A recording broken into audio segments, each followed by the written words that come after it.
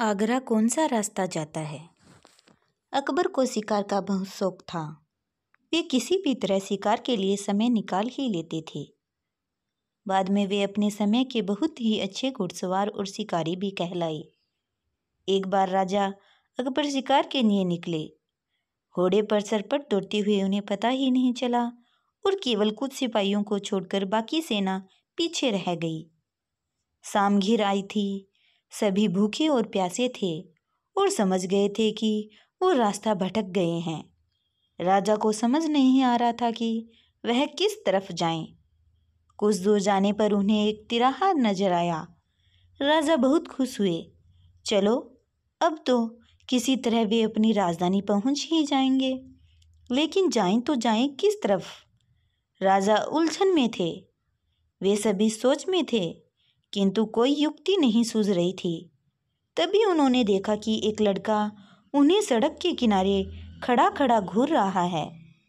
सैनिकों ने यह देखा तो उसे पकड़कर राजा के सामने पेश किया। राजा ने कड़कती आवाज में पूछा, ए लड़के, आगरा के लिए कौन सी सड़क जाती है। लड़का मुस्कुराया और कहा, जनाब, ये सड़क चल नहीं सकती तो ये आगरा कैसे जाएगी। महाराज, जाना तो आपको ही पड़ेगा।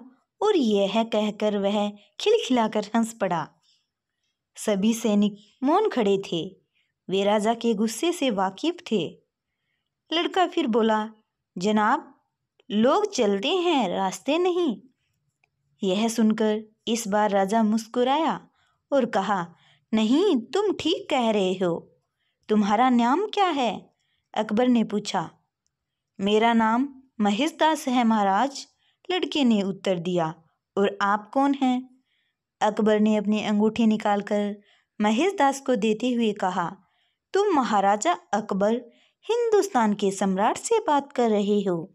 मुझे निडर लोग पसंद हैं। तुम मेरे दरबार में आना और मुझे ये अंगूठी दिखाना।